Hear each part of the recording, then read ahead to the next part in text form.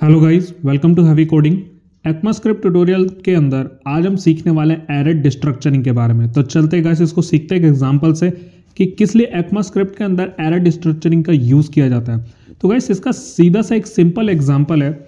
जब भी हम एक एरे क्रिएट करते हैं, फॉर एग्जांपल अगर मैंने एक इन्फो नाम से एक एरे क्रिएट कर ली जिसमें एक यूज़र की इन्फो है और इसके अंदर हम क्या ले लेते हैं, सबसे पहले यूज़र का नेम, तो हमारे चैनल का नेम ले लिया इसके अंदर और इसके अंदर एक सेकंड वैल्यू ले लेता हूँ, वो है इसका मतलब कितने ईयर्स हो गए हैं इसको।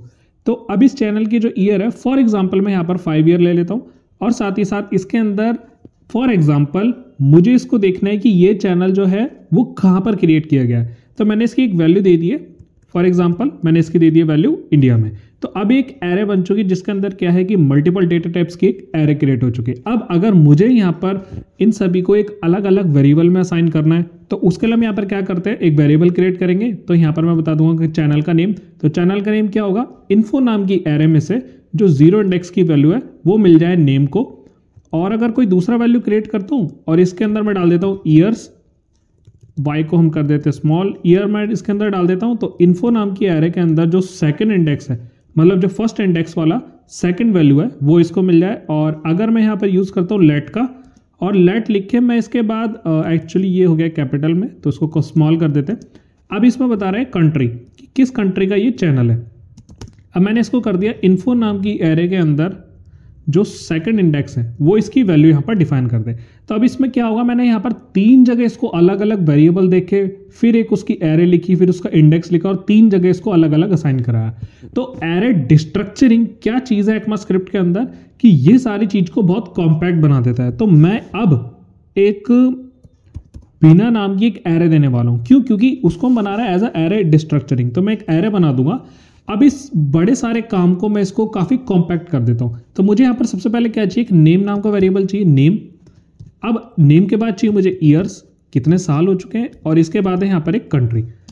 अब इसमें क्या करूँगा, सीधा ये जो इन्फो नाम की एरे है ना, इसको मैंने इसके अंदर डिफाइन कर दी। अब गाइज मुझे यहाँ पर ये सब लिखने की जरूरत नहीं है। एरे डिस्ट्रक्चरिंग इतना पावरफुल है कि एरे के अंदर सिर्फ मैं यहाँ पर उसका नेम लिख रहा हूँ जो नए वेरिएबल में स्टोर करानी वैल्यू, और उस एरे को मैंने एज अ डायरेक्ट यहाँ पर पास कर दिया। अब अगर मुझे कोई यहाँ पर कोई इसकी वैल्यू चेक करनी है तो सिंपली मैं यहाँ पर कंसोल डॉट लिखूंगा और इसके अंदर डाल दूंगा नेम। ना कोई इंडेक्स देने की जरूरत है किसी के अंदर, ना ये बता रहा है कि इसके अंदर यहाँ पर कौन सी वैल्यू इसके अंदर हमें डिफाइन करनी है। अब चल गए और इसको क्या कर लेते हैं, कंसोल पे यहाँ पर चेक करा लेते हैं। तो चलता है यहाँ पर ब्राउजर पे और रिफ्रेश करता हूँ। इसके बाद हम चलते हैं यहाँ पर एक शॉर्टकट की है Ctrl+Shift+I जो कि कंसोल का है, और कंसोल में आता है। तो अब ये बता रहा है syntax error, undefined name has been already declare. अब ये बता रहा है कि जो नेम है ना वो आपने ऑलरेडी लिया हुआ है। तो इस चीज़ को हम कर देते हैं यहाँ से कमेंट। अब इस कोड को हमने इतना शॉर्ट कर दिया है और अब इसको रन करा के देखते हैं। तो आप देख सकते हैं यहाँ पर हैवी कोडिंग मेरे पास पहला यहाँ पर नेम आ चुका है।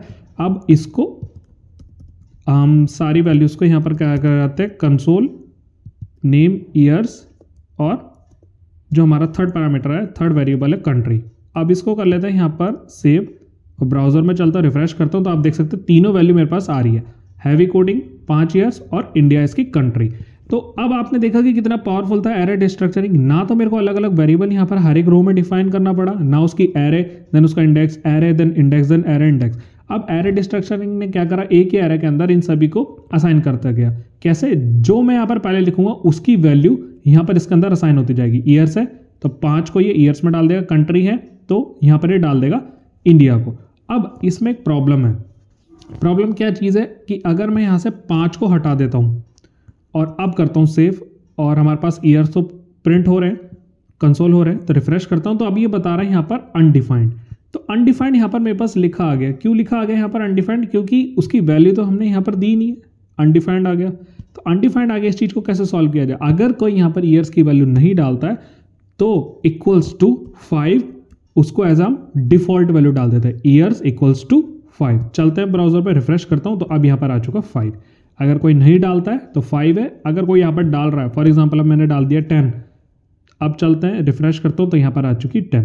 तो इस चीज़ को हम यहाँ पर सॉल्व भी कर सकते हैं। अगर कोई वैल्यू नहीं देता ऊपर तो हम यहाँ पर डायरेक्टली इसकी वैल्यू को भी पास कर सकते हैं। तो एरे डिस्ट्रक्चरिंग इसी चीज़ के लिए यूज़ होता है कि हम अलग अलग यहाँ पर बार बार ना तो लेट का यूज़ करें, बार बार ना एक वेरिएबल क्रिएट करें, बार बार ना इस एरे का यूज़ करके उसके इंडेक्स को ऐड करते रहे। सिर्फ एक एरे बनाई और उसके अंदर हमने जो वेरिएबल को आगे यूज़ करना वो ले लिया, और जिस सीक्वेंस में हम ऊपर वैल्यूज आ रहे हैं वैसे ही सीक्वेंस में हमने यहाँ पर वेरिएबल्स को क्रिएट कर लिया।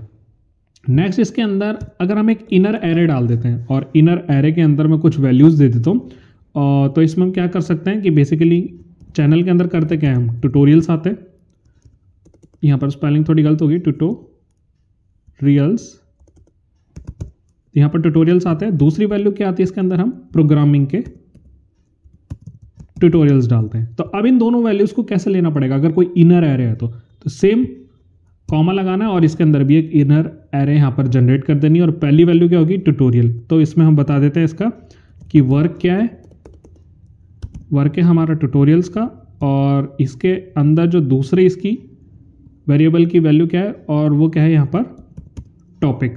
टॉपिक क्या रहेगा हमारा, प्रोग्रामिंग का। तो सिंपली हमें अब इसको भी हम कर सकते हैं एज अ प्रिंट। तो मैं कर दिया यहाँ पर वर्क, और यहाँ पर एक और चीज़ ले ली मैंने, टॉपिक। चलते हैं, इसको सेव करा लिया मैंने, और यहाँ पर करता हूँ रिफ्रेश। तो अभी बता रहा है अनएक्सपेक्टेड टोकन कॉमा। तो अब यहाँ पर एक प्रॉब्लम आ चुकी है क्योंकि एक और एरे यहाँ पर मिसिंग है जो स्क्वायर ब्रैकेट था। अब चलते हैं ब्राउजर पे, रिफ्रेश करता हूँ तो सारी वैल्यूज यहाँ पर आ चुकी है, पाँचों की पाँच। तो इसके अंदर क्या करा है इसने, इनर एरे को भी कितने अच्छे से यहाँ पर इसने मेंटेन करके एरे डिस्ट्रक्ट कर दिया कि भाई इसके अंदर भी अगर आप कोई वैल्यू डालते हो तो वो ऑटोमेटिक यहाँ पर इन सब के अंदर असाइन होते जाएगी जिस सीक्वेंस में आप यहाँ पर डालते जा रहे हो, और वो उठा के सर है इन्फो नाम की एक मेन एरे से। तो आई होप गाइज आपको समझ आया होगा कि एरे डिस्ट्रक्चरिंग इतना यूजफुल क्यों है। इसको हम आगे फ्रेमवर्क्स में भी यूज़ करेंगे, तो आपको ये सीखना ज़रूरी है। और गाइस कुछ भी डाउट रह गया तो मुझसे कमेंट सेक्शन के अंदर ज़रूर पूछना। सो इस वीडियो में इतना ही, थैंक यू सो मच।